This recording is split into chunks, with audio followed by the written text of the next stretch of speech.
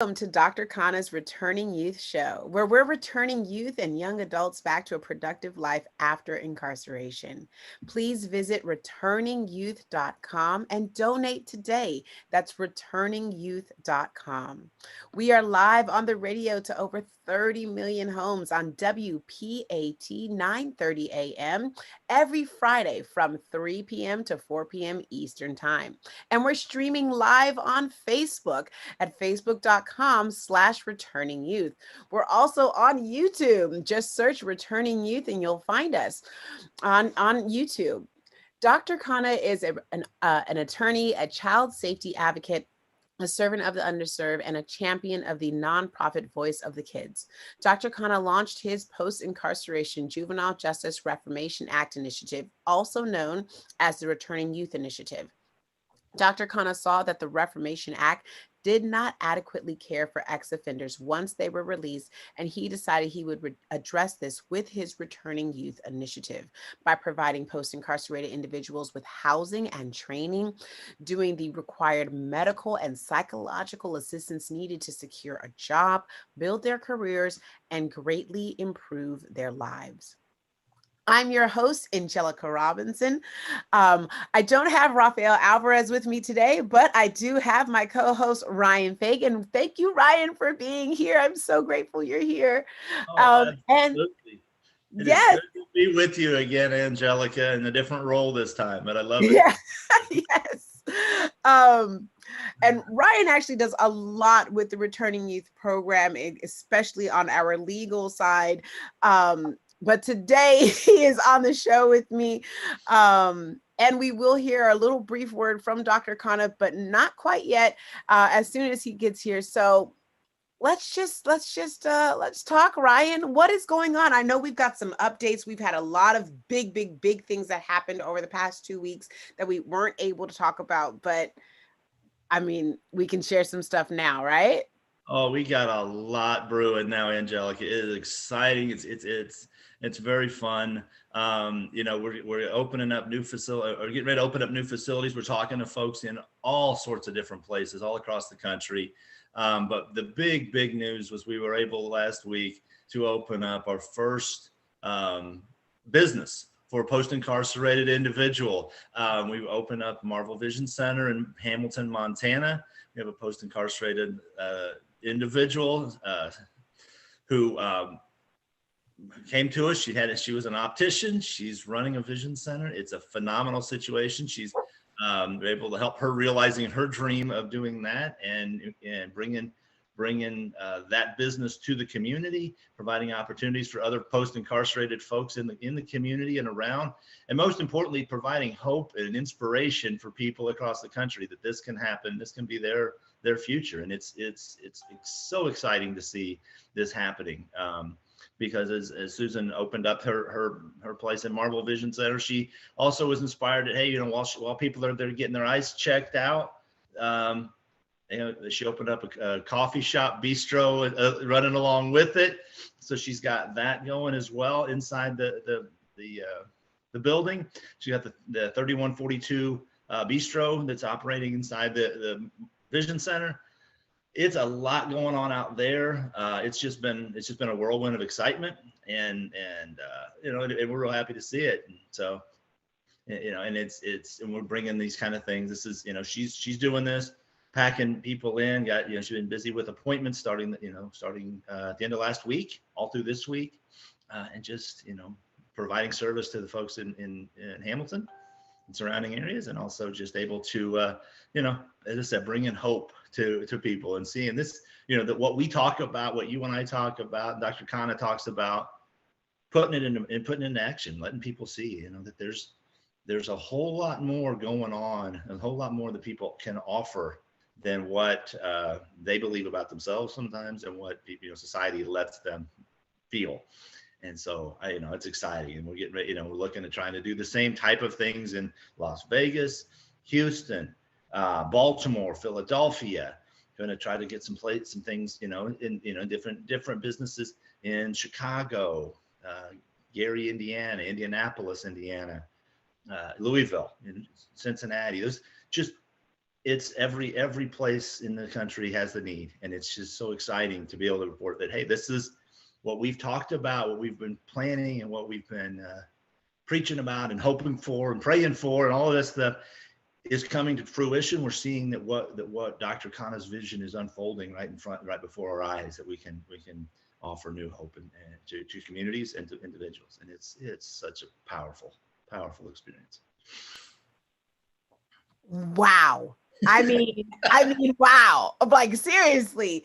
I mean, for those of you who did not tune into the show when we had Susan on, Susan is the person who has opened up this amazing facility over in Montana. And Susan herself is a post-incarcerated individual.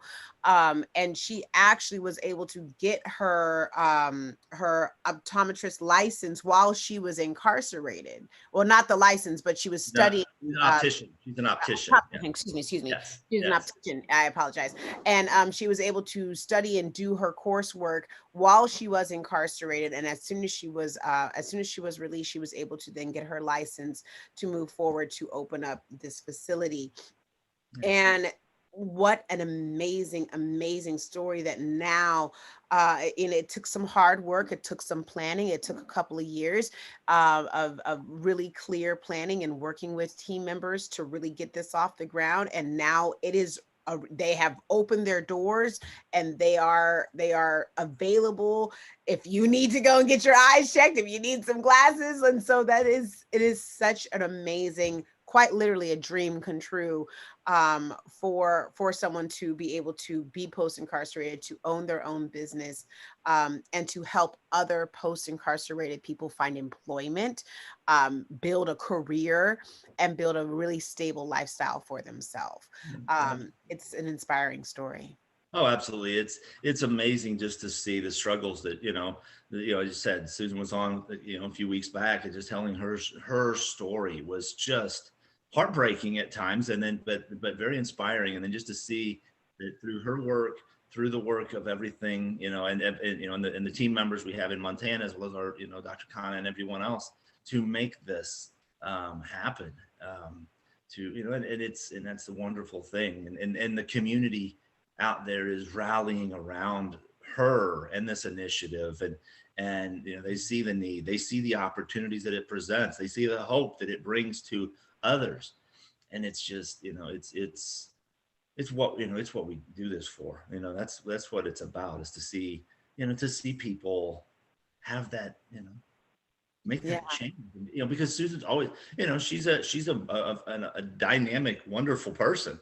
Had some bad, bad luck, maybe made some bad decisions and whatnot, but that doesn't define her. We're showing that that's, that who she is now is beyond that. We want to take that label that society has given her and twist that in and say, now she's business owner, she's an entrepreneur, she's a dynamic go-getter, she's providing opportunities for that community. And yeah, just the people in Hamilton being able to go in and have that extra choice, to see them, hey, go in and get a good cup of coffee, or a bagel or something. It's that's what we're about. It's just, and let Susan tell her story to more people. It's just, it's inspiring to see. And as I said, we're looking at doing the same, having the same type of impact in various other cities. We've got people we're working in as I said, in Vegas and Houston and Dallas, and I always talk about going to Birmingham. Haven't got that start, but that's that's going to be in the works. Going to Nashville, here, just coming up. It's just very, it's exciting to see, because we know once we see it works here, it works, and that tells us more, gives us that opportunity to offer more inspiration and more hope to more Yeah. people, and say this is how, I said, and get that reward of we know that what we're talking about, and there's a payoff. There's a payoff Yeah. for all of it. You actually said something that's really important and key, which was just a simple pleasure of just wanting to go and get a coffee, which is, Mhm. one of the important things about being able to open up this bistro, and the significance of the bistro, and how it represents the different counties here in America, across the states. where we can specialize and be able to employ post incarcerated individuals at these coffee shops. But even the simple act of, or simple pleasure of just going out and enjoying a cup of coffee, these are things that we take for granted as folks that have not been previously incarcerated, and getting a job just at a coffee shop, even something as simple as that, you have to, they ask about whether you've been incarcerated before or not, and it will affect whether or not you can get employment. And so Right. having just that simple pleasure to be able to do that, to be able to work in an environment like that, that is a true joy. um Mhm. but speaking of joys, it's Friday, and guess what? We have Dr. Khanna on the line. He has joined us Awesome. today. Dr. Khanna, welcome to the show. Thank you very much, Angelica. Thank you very much, Ryan. I was hearing the nice talk both of you are having, and that is tempting me to have a bistro open up right in California and in Ryan's place so that we can have this wonderful coffee. And thank you, Ryan, for I was listening to you. Okay, means I just couldn't believe the way both of you were talking, the passion you guys have. Wish this passion can be spread the way we want this to be spread. Means I really want to thank both of you for this Friday show, and good afternoon, everyone, especially the audience. I've been missing all of them. I'm sure they've been listening, missing my voice. It's been a while to be live on the show, and I'm always on the move. I'm always on the run, trying to give this whatever the joy and happiness you guys were sharing. That's what Ryan made me do that. Ryan, the day when I fall asleep, Ryan makes sure that I'm not falling asleep, and he wants make me run. And by doing that, we have been running in what is the cap of the speed limit, Ryan, of returning youth? It's limitless, but We don't have a speed we don't limit, have one. No, and that that's is what is the exciting thing. Means it's just amazing the way this initiative is going. Means like you guys heard about last week or the week before, we opened up the the not safe haven, the Marvel Vision Center, the first entrepreneurship, and we are in the verge of opening up in everywhere. And it's just amazing the way things are going. I really want to thank everybody to support, either as a volunteer or give a donation, whatever you want, because we want to save the lives of every single individual. And in order for that, we need to go to every county in United States. So we are moving, and thank you, Angelica, and thank you, Ryan, and all the team of Returning Youth Initiative, those who are working in the background. Not many people come in the front, but there are a lot of people working in the background to make this thing happen. So we are doing our best to give this to the next level. Yes. Any question for me, Angelica? Well, I mean, you've been on the run. You've been going all across the globe. You've been traveling all across America to really push the initiative, to really get information to various counties and various states and county measures. What are some of the kind of, I guess, setbacks that you've been dealing with, or struggles that you've been dealing with in terms of getting information to, or getting, I guess, cooperation with some maybe county leaders? Amazingly, that's a very wonderful question. And if any county managers or any county officials or state officials are listening to this, I'm not going to say bad about them, but they have been very cooperative. That's awesome. They've been very cooperative. They're coming, because they want their state or their county to succeed. And that's what is really means. You can ask Ryan. Ryan have been with me in a couple of, and he also himself went to a couple of Chamber of Commerce by himself. And the reception we are getting is really intriguing. Means, wish I could, when I finished meeting with the Chamber of Commerce or the county officials, as soon as I leave the premises, if I can have another body left there so that they can start the initiative right there, that would be great. But we don't have that manpower yet. We are still recruiting a lot of manpowers.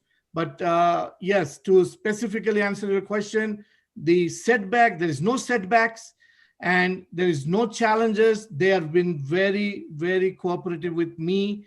Like even when we started the Marvel Vision in Hamilton, the county commissioner came, the mayor came.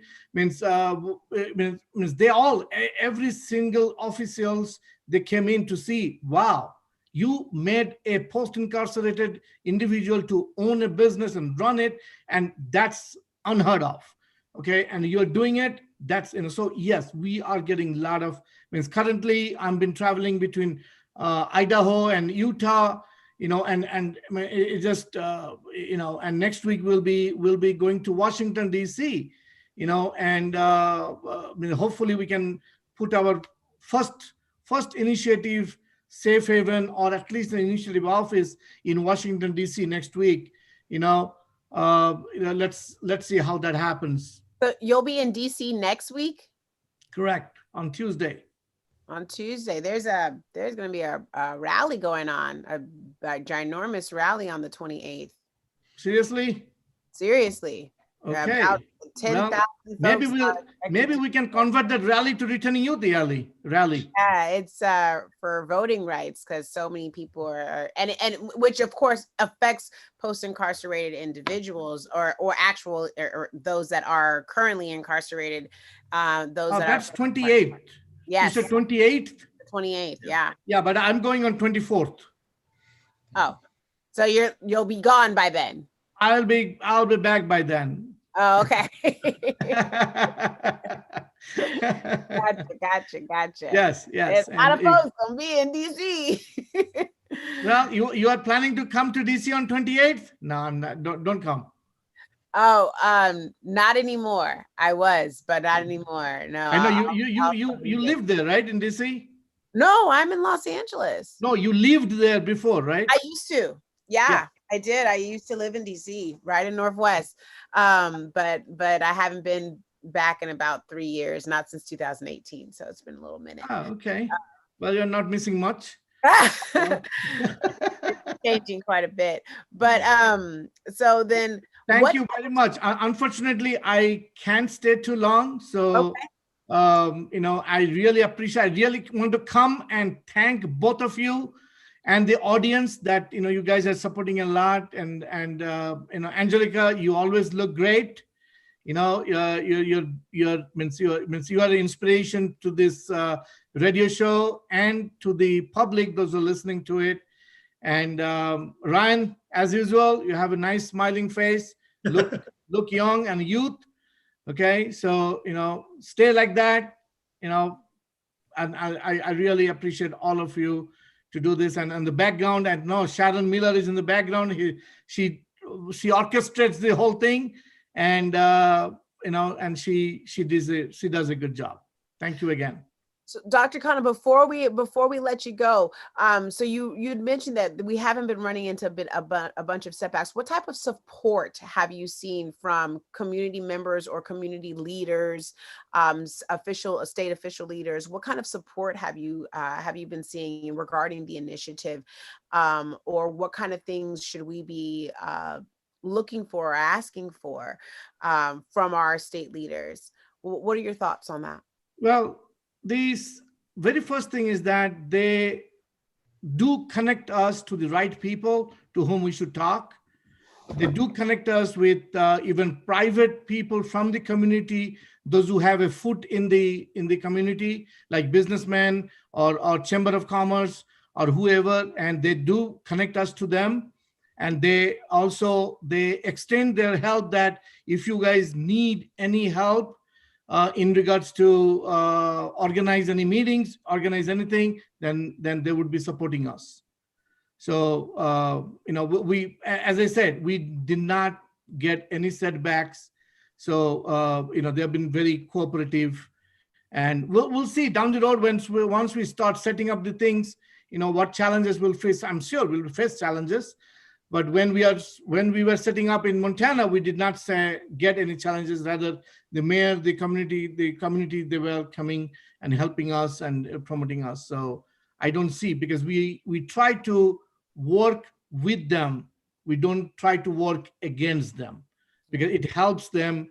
And especially right now is a political election timing, and they all love to work with the community leaders. They love to work with the community members. They want to see some changes. So Returning Youth Initiative definitely bringing changes to the community by helping the post-incarcerated individuals to get something in their life, restore their lives. So no, thank you. Thank you for the question. And again, I'm sorry that I got to run because I got to catch a flight. And thank you, Ryan. Keep up the show. And Angelica, thank you again. Thank you. Thank you, Dr. Khanna. Thank you for stopping by. We appreciate you. Thank you. Thank you. Thank you, Dr. Khanna, for everything you do. And we will safe travels, and we'll talk to you soon. Sure. Thank you again. Oh, it's awesome. It's always a joy to have Dr. Khanna stop in. I mean, he is jet setting around America so that we can really expand returning youth in the way that we know and we envision it to be expanded. We really are working to get across all of the states, across all of the counties. And so it's a work in progress. Oh, it's exciting, Angelica. As he said, I've been, working along, not nearly to the extent he is. I don't have the energy level that man has, but just going in and meeting with, as he said, Chamber of Commerce members and, leaders of Chamber of Commerce, local officials, the excitement that they bring when we come in and tell them our vision, his vision, what we want to do, how we can implement that. Everyone they're ecstatic. We get the pushback is, you can do all of those things. It's absolutely, that's exactly what makes us different. And it's we follow through with what we say, and we want to make sure, because we've seen, and we've seen how it works, and now we have this example, we can see how it works. But when we go in to meet with these folks, the Chamber of Commerce or the mayor's office or the city council or whatever, they're so excited to hear what we are bringing. The idea that not only are we coming in, as Dr. Khanna said, we're not here in competition with anybody. We're coming in here to work with the local folks that are already doing things, doing some of the good work, taking the programs that they are doing, expanding that, taking that initiative and just making it, taking their successes and adding to that. And then building, offering our services to go over the top of what they're doing. We're not, so it's silly for us to compete. We're not, we're not competing with people for anything. We just want to come in and, we all want the same thing. We want to help post-incarcerated folks to make a difference.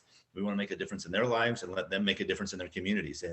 Which affects our lives. Yeah, exactly. It does. They're part of the community. Anything that, and it was sad because I had an issue of being, I was out in St. Louis, Missouri, a couple weeks ago, and I met with folks from the Hispanic Chamber of Commerce there, and it was just a fabulous meeting, a great opportunities. And as I leave, you're walking out this thing, and I walk out of the building, and I realize that there's police cars going by and ambulances going by, and I'm like, there's still this area of our society that is, where a drive-by shooting or gang violence, and this is what young people are growing up in. We need to continue to work and do this to provide opportunities for that, bringing these jobs, bringing these businesses in for post-incarcerated individuals, or just in general.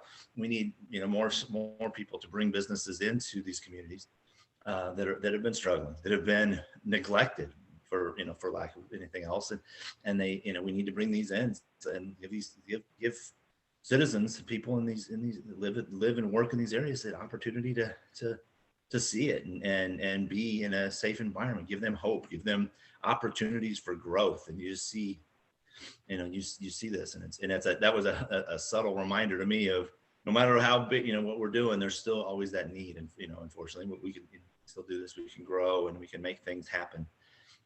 And I'm excited about doing that, but it's also humbling to see that there's another, the day when I walked out of that building, I'm like, there's somebody here, unfortunately, that is going to need our services again, because, they're, whatever's going on.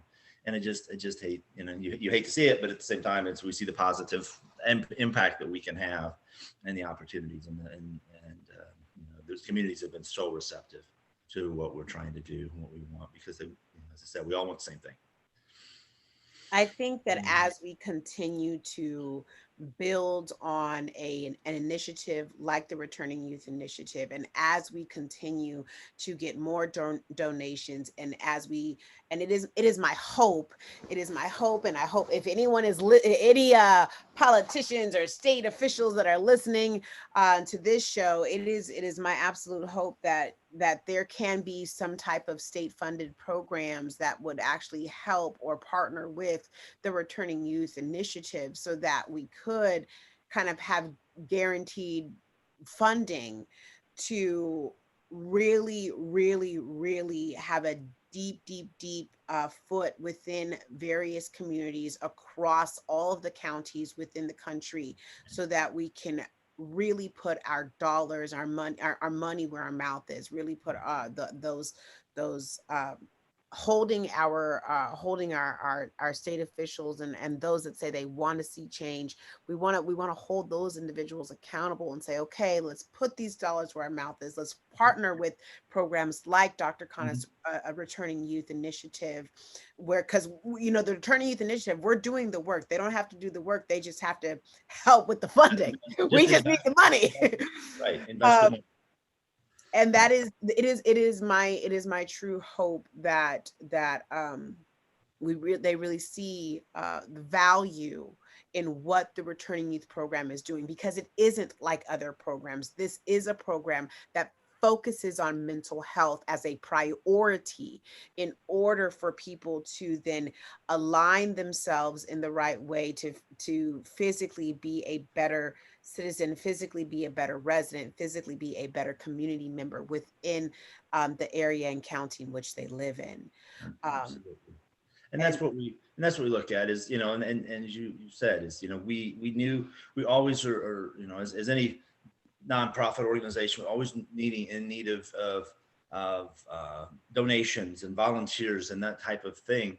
But the beauty of our program is that we need the donations to allow us to open up, to get the people in and things going. Once we get established in an area, the businesses and things that we can bring in, that our folks bring in to that environment, make the operation self-sustaining, and it creates wealth for the community. Exactly. We can sustain it. We grow, and then we provide opportunities for others to grow, and that just just the simplicity. So what we look for is so that we don't want revenue from, we want to, if you're doing something like we are in Hamilton, Montana, we want the resources that are being generated there by that operation to help the people of that community in that area.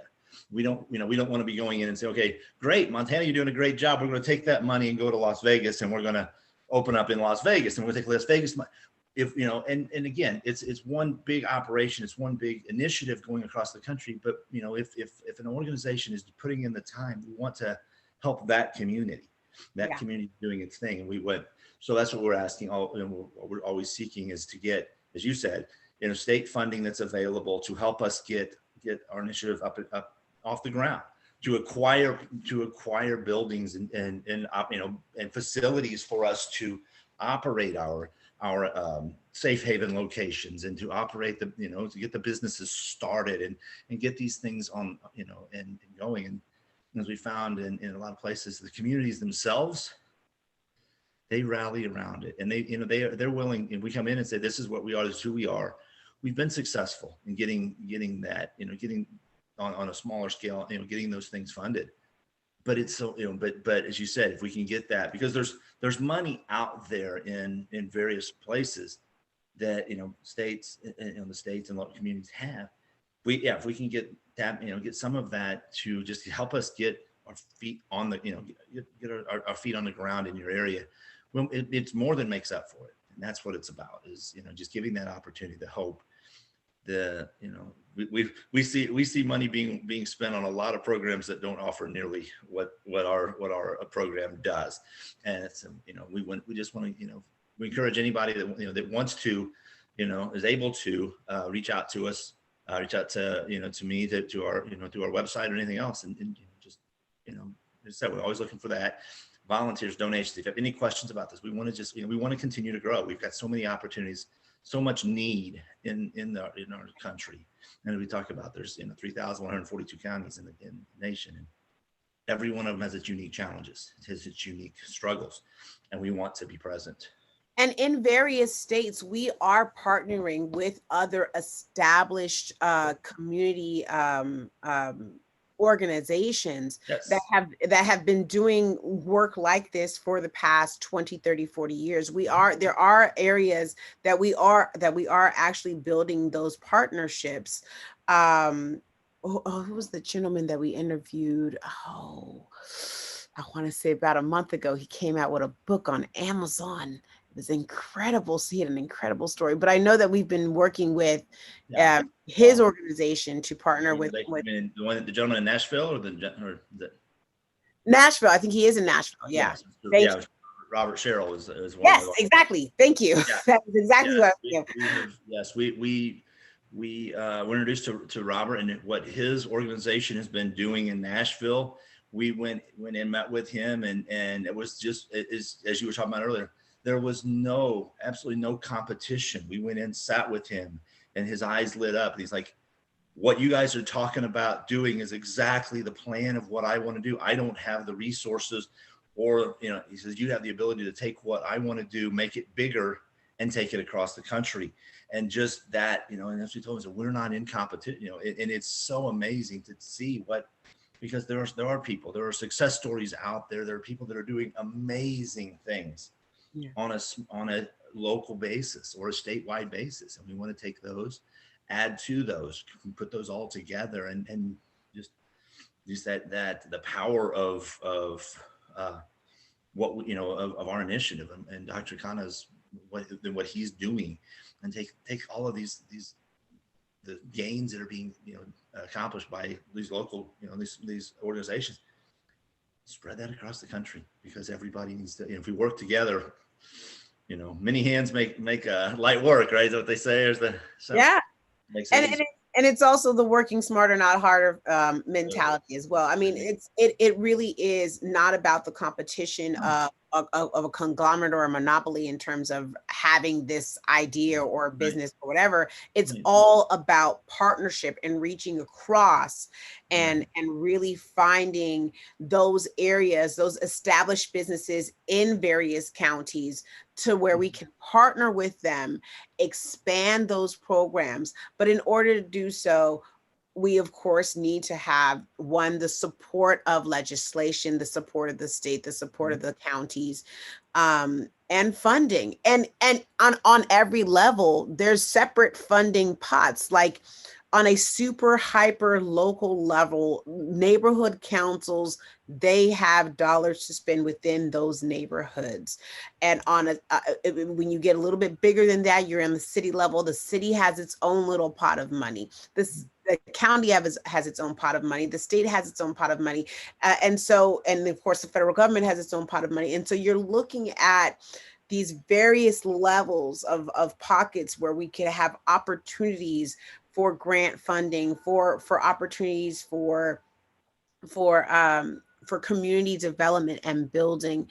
And it's really about whether or not, those counties and states are really choosing to put their dollars to actually helping the society, help maintaining this community in a way that can be sustainable for all of its residents to live in.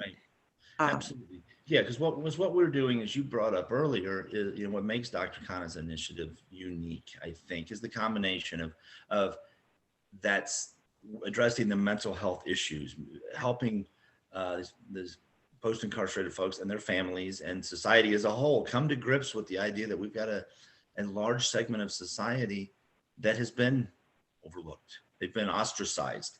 And what we want to let them know, let the folks in that, that are post-incarcerated know there are opportunities out there. There are great ways to do it. And if you're an organization that's already doing these great things in your community, please reach out to us as well. Yeah. We want to partner with you. We want to see what you're doing well, help bring our expertise of what we do well, merge the two together, and see what can come forth from that. It's, the power of this when you see it unfolding in front of you is, it's mind-boggling. It blows your mind to see how this idea, if you can change how someone thinks about themselves, and that's, and I saw a thing on, I don't know, Facebook or something, an advertisement or something one time, and that's where the true wisdom in our society comes from, is from Facebook, right? I shouldn't say that since we're streaming on Facebook, but it's when you get to graduations and you get to this time of year, is you always see these things, and it says like, my wish is that for the one that you care about, that you wake up and you look and you see, when you look in the mirror, you see the person that I see. And that's how I feel about a lot of this, is that if we can convince the post-incarcerated person, individual, and not, but that individual, convince them that they have value as we see them, as Dr. Khanna sees them, as, that they have a definite value, that they are an asset. They're not what somebody else might say about them. They're not what they've been told they are. They are, they're a vital member of society. They've got dreams, they've got hopes, they've got ways that they are going to contribute, and they can do amazing things. And if we can, and if I have a wish, that's it, that those individuals can wake up and see, and that's for anyone, but that you wake up and you see what your potential is. You see yourself in the way that not the way that society has told you are, but how you really are, and see that value that you possess. And those are the things that, changing that mindset in those individuals, and then working to change the mindset of society. And then we're, and by doing that, we're creating the job opportunities. We're creating the entrepreneurship, not just giving them jobs, giving them careers, giving them opportunities for growth, to give back to the community, to provide outlets and resources and jobs, tax revenue for that community to continue to thrive, and provide for schools and all of those things that our society is, make up our society. And see, and that's, you mentioned like tax revenues, and what people, I think, especially those community members that know that a lot of times their taxes within their own like property value, if they are homeowners in a certain area and they're trying to get money for schools, their taxes go up because they want to pull from the property owners to then fund schools, right? But if we could use money from the local businesses as opposed from the property owners, then that actually helps the property owners, the residents that live in the area, and as opposed to and you can tax now some of the businesses may not want to do that, but if we could have some type of way to where we are creating more tax dollars so that those specific dollars can go to funding schools, funding other local businesses that need to be funded, funding city designated things like the fire department. If we're doing that, if we're using our resources wisely in that kind of way, then both the businesses can thrive and property owners do not feel like their taxes have to go up every single year just to have books in their schools. And so we've heard for years from community organizations saying, we need to provide this tax increment financing for this manufacturing facility to come to town. And people, okay, we've done that for years, because we realize if we allow this business to come in, it increases jobs, it increases that, and it pays for itself in tax revenue in other ways. What we're doing is the same thing on a much simpler scale. Is we're asking, help us out with a grant or something from a community, set something up, we get it going. We're going to create jobs that were not there for people that did not feel they were employable. We are creating opportunities. We're giving then the next wave. We can create additional businesses. We create that mindset. Any revenues that are coming in from the tax bases or anything, or any, from a city, it's going to be made up. We're going to make it up by providing other opportunities and jobs, as you talked about. If we can get, the community, the business, the local business folks to recognize that, it does. It helps society across the board. It helps, financially, emotionally, spiritually, in so many different ways. But it does, the payoff from the financial end, works.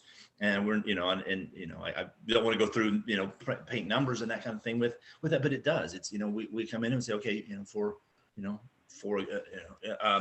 a community we were dealing with recently that has a new businesses. They'll give you $50,000 grant startup if you qualify, meet certain requirements. So we apply, when we apply for those, if we can get that, we're going to produce more than, and they recognize you're going to produce more revenue and more improvement for your community if you continue to do that. It's a net win for everyone, because we can get our organization started, we can help people out, get going with this. And then, as you said, we want to produce, we want to provide additional things for, improving schools, giving different things there, putting in, improving parks and athletic facilities and local art galleries and these kind of things, to give the young people things to do, other things that they haven't had, improve them, show them, that not only does our initiative care, but we care. There's ways to do that. We want to provide people with those other things, and enhanced fire protection, all these things. Well, the reality is that when communities are actually well funded, when they're actually able to function, when the community members, the residents aren't living in any type of poverty, if they're actually able to, if there aren't food deserts, if they have access to good nutrition, if they have access to banks and to churches and to other public facilities, if they have access to transportation, even, then you don't have the same types of problems, struggles, and even crime rate that you would in other areas of community. And so then you're able to actually have kids going into after school programs and art programs and park programs and Pop Warner football, basketball programs, instead of into another way of life that could end them up in incarceration. Absolutely. But that starts with funding those communities. Right. And then while you're creating those things, those things come with, other folks step in. You've got adult mentors that helping them. They're seeing other role models, because unfortunately you have a lot of folks that may come from a broken home. They may come from a situation where they don't have, not everyone has the positive role models growing up, where they don't see, and you can provide that. I know that, I was fortunate growing up to have, my parents intact. My parents are going to be celebrating their 60th wedding anniversary coming up later this year. And that's an amazing thing. So I've been blessed with that. But when you look at this, and I've also had a lot of very outstanding teachers and coaches and mentors and people that when I was growing up involved in community organizations, and I've tried to do the same thing for, with my kids. It's just being there, because you never know when some corny little dad joke that you tell on a baseball diamond to a group of 10-year-olds, that sticks with one of those kids. And they see you as someone that they can trust, someone that they can count on, someone that's there for them. And if you can provide that for the young people growing up at whatever age, and again, our program focuses on 18 to 26. you're still, you know, you're even at that age, you still are looking for someone to provide you guidance. But if we can provide those things for the youngsters growing up, the kids coming through the society, they see that opportunity, they see those things, they see, wow, this is a man who's a police officer, or drives a mail truck, or does these things, and he or he's a welder, he's, whatever. You see these people that they're doing things, that have jobs, and they're here, they're real people, and they care about me, and that's what it's about, is you want to just create this community environment, put the true community, of what that means. It's just, letting people, transforming society one street at a time, one block at a time, however we need to do it. But what we want to do is provide that opportunity, provide that hope. Ryan, you said something that was really interesting that kind of touched my a sensitive spot on me. You had mentioned, um, you know, dealing with community members, individuals that may or may not have come from broken homes, right? And it's funny because our society feeds into the idea of breaking up homes, unfortunately. Yeah.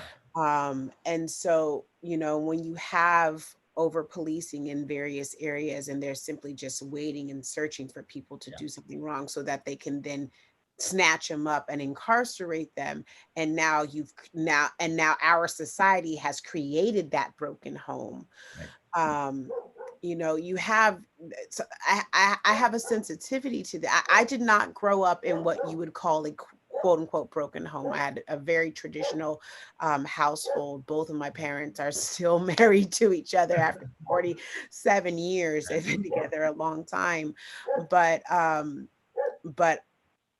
my parents themselves, my mother, there was nothing broken about her home, but she did not grow up with a father, or her father at least, in the household. Mhm. She was raised by her stepfather, um, and not because of incarceration. Her father was just not around. Mhm. Mhm. He just was in a different state, and so she was raised by her stepfather. But there are there are so many people that can be raised by an aunt or a grandparent or an uncle, or just their father, or just their mother, or their mother and their mother's sister, their auntie, and however that dynamic is, but they're still receiving, love and nutrition. You can be from a non-traditional household Absolutely. and still be able to succeed. I just want to make sure that we are clear in sending the message to Oh yeah. those that may be listening, that if you are someone who is in a non-traditional household, maybe you have two dads, maybe you have two moms, whatever your household is, you can still be successful and succeed and do all those amazing things that you wish to do. um Even if you grow up in foster care, you can be a mega comedian celebrity like Tiffany Haddish. Like, Yeah. there are so many people who have gone through struggles, real struggles of not having that traditional setting. And there is still absolute hope for those individuals. And I want to just be clear that um, we have that empathy for those that are growing up in non-traditional households.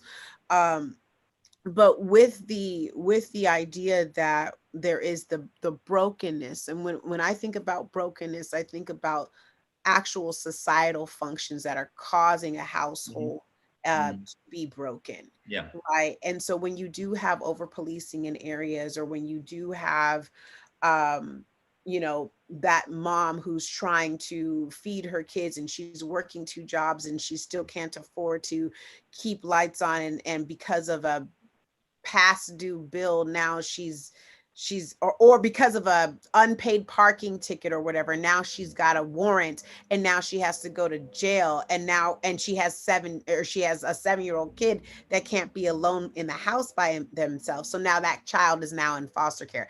That's Right. the kind of crazy stuff. Right. That's the kind of societal fixes that we need to address. Right. That's Right. where I feel like we're causing that brokenness as a society. and Right. what can we do about that, within our initiative. How can we kind of help those community members and those residences, with, in that I actually do have a friend who she she had a parking ticket, an unpaid parking ticket, and she has two small children, and had a parking ticket and ended up getting a warrant and ended up having to go to jail for like 2 weeks. Mm, And the county took her kids right. because Because her husband wasn't in the picture, but she was doing fine, except look at that, right? And that's the thing that we see, and I've you see it all too often. The same kind of situation is, oh, you have a tail light out on your car, oh, and then you get nailed someplace down the road. Oh, that's two of them now. I'm trying to drive to the store to get a light bulb to fix it or whatever. I'm trying to, but I'm working, you're working two jobs or three jobs in some cases, and trying to do these things, and that, yeah, that's the struggle that we have, is there's not that. And what we look at is, let's provide avenues for, let's community, and I look at it as there's multifaceted approaches to what we're trying to do. And we talk about all the time that we're here to help post-incarcerated young people, but what I look at it as well as is probably even, maybe even more important, is to work with society members, individual people that aren't part of, that maybe aren't familiar with the post-incarcerated struggles folks are having, or people in these communities, and let them know, hey, this is reality in America. It shouldn't be. There's no excuse there, in reality. I mean, I'll pontificate a little bit on that, but like you said, there's no excuse for us to be in our society that we have, the greatest nation in the history of the universe, to be doing to segments of our society to have to face the struggles that they do, just to do everyday things. You talked about food deserts. How many times, when you have to make 4 bus changes to get to a grocery store, and how that's can you have, crazy. and you're going to bring milk home, ice cream, you're going to bring fresh produce home to your family. You can't do that when there's not anything nearby, and you're dealing with these struggles, and you can't take your car because the car is that you haven't been able to get the plates fixed on it or renewed on it because you've been working and they're not open on the times that you're off of work. There's all kinds of struggles that people experience that we look at, and we paint it with a broad brush. Oh, these are bad. No, that's not. A large portion of our society is struggling, and we shouldn't be, in some way or another. And what we try to do is just try to enlighten and inform, and let the people that are struggling there know that we are here for them. If we can provide assistance, a lot of the programs that we offer, to our members, to our members in our community centers, our safe haven community centers, are type of things that everyone can use, and we can offer some of those to in location by location basis. We can offer that to the community. How do you restore your credit when you've had a problem? How do you go out and fill out a job application? What's the process of getting a GED? What's the process of doing all of these things? Just because you're it's just post-incarcerated people are not the only ones that struggle with some of these. We just have Yeah. recognized that there is this need with the post-incarcerated community, but Yeah. we can provide it for them and expand that out. And what we want to do is make that available to the community as a whole, ultimately, so that provide that hope for everyone. And and just see that this is the way. There is a way out of the situation you're in. It's not, I can't wave a magic wand and make all the troubles go away. If I could do that, you and I know, if we could I'd do be that, making it. I'd give you a tiara and let you be the princess, the empress, and go and do it. We'd be fine. But unfortunately, it takes a lot of work. It takes time. It takes struggles. But what we want to do is invest our time, our efforts, It and takes investment. That's what it takes. exactly investment, money and time, skills. And as I was talking to someone just the other day, and they were saying, well, I want out, but what can I offer? I'm not that I have this. You can provide us a lot. I had a lady she was a single mom. She was, what can I offer? I said, you know how to make a household budget. You know how to go grocery shopping within a price limit. You know how to put coupons and save 50 cents on whatever. Those are the type of skills that we can, those kind, we can take those and expand to, because there's no, Dr. Khanna was joking earlier about what's the speed limit that we do. There's no speed limit on how we're expanding it. And there's not a limit as to the type of skills that we want to help people learn and develop and nurture, because there's, there are things that a lot of people take for granted, but we don't, is how do you do that? How do you make a budget?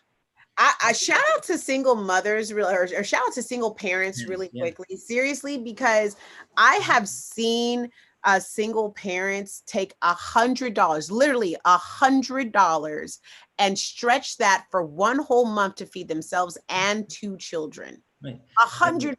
That's $25 a week. It's less than that. You got less than $5 a day between 3 people, and they are making it. That is amazing. And that's the thing. If we can take this and get these folks and say, everybody has, as I said, everyone has a skill, everyone has an ability, they offer something.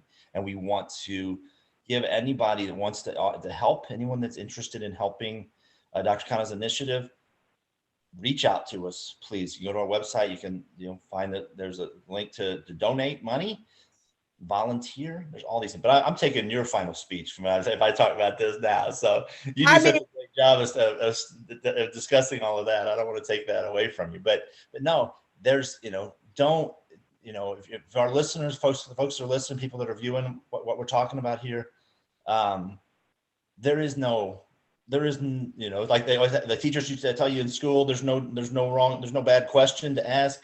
There's no bad thing that you can offer to help us. Reach out to us. We will find a way that you can help, because everyone, this is not something that, it wasn't created overnight. It's not going to be solved overnight, and it's going to take a lot of people. But we want people to be, to see the joy of watching this thing happen. Watching these folks realize their potential and their dreams. We need folks that can offer life skills. If you have lived any part of life, you have life skills that you have learned that you can teach. And those are the things that we need. We need folks that can help people that are post-incarcerated, teach them how to do their laundry. Some people have never gone to a laundromat. They don't even know how to work the machines. They don't know how much detergent goes inside of, or if they should put something on a low spin cycle. This is like simple things, but these are things that individuals, especially youth that were incarcerated when they were younger, and now they are out in society and they need to learn these skills. So we need you. And so thank you all for joining us today. Thank you thank you, Ryan, for being on the show. If you are able to, please visit returningyouth.com and donate today. That's returningyouth.com. You can go on there, you can donate, you can see how you can become a county manager. If you have any life skills, please be a part of the team and see how you can offer your skills, your time, your services. We appreciate you and we need you. So that's it for today. Ryan, thank you for being on the show always. I appreciate you so much. And we'll see you next time. See you next week. Thank you for everything.